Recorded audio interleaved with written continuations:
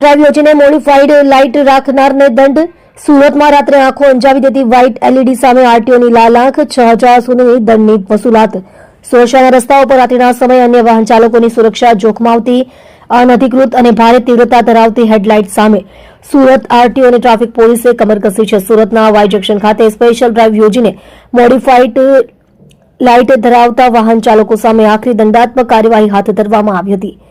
નિયમ ભંગ કરનારાઓને મોટો ફટકો. આરટીઓ અને ટ્રાફિક પોલીસના સંયુક્ત ઓપરેશનમાં અનેક વાહન ચાલકો સાણસામાં આવ્યા છે.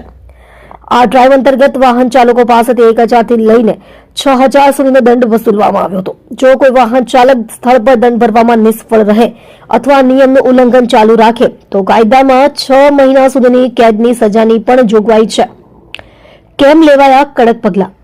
સુરતના આસિસ્ટન્ટ આરટીઓ અંકિત શાહના જણાવ્યા અનુસાર ઘણા વાહન ચાલકો કંપની ફિટિંગની હેડલાઇટ સાથે ચેડા કરીને તેમાં વધુ તીવ્રતા ધરાવતા એલઈડી બલ્બ લગાવે છે.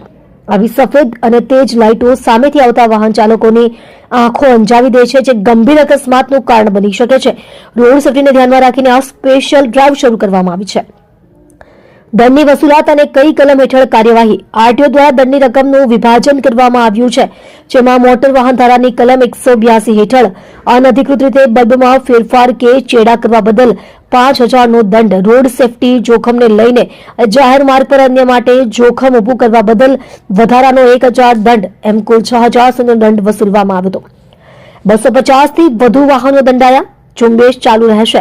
છેલ્લા 1 મહિના દરમિયાન ચાલેલી આ સ્પેશિયલ ડ્રાઈવમાં અત્યાર સુધીમાં અંદાજે 250 જેટલા વાહનો સામે કાર્યવાહી કરવામાં આવી છે. હાઈવેને જોડતા ચેકપોઇન્ટ્સ પર 24/7 રાઉન્ડ ધ ક્લોક ચેકિંગ હાથ ધરવામાં આવી રહ્યું છે. નાગરિકોને અપીલ. આરટીઓએ સુરતવાસીઓને અપીલ કરી છે કે જો તમારા વાહનમાં કોઈ પણ અનધિકૃત એલઈડી લાઇટ લગાવેલી હોય તો તેને તાત્કાલિક દૂર કરવી. આગામી દિવસોમાં ઝુંબેશ હજુ વધુ કડક બનાવવામાં આવશે અને નિયમ ભંગ કરનારાઓને છોડવામાં આવશે નહીં.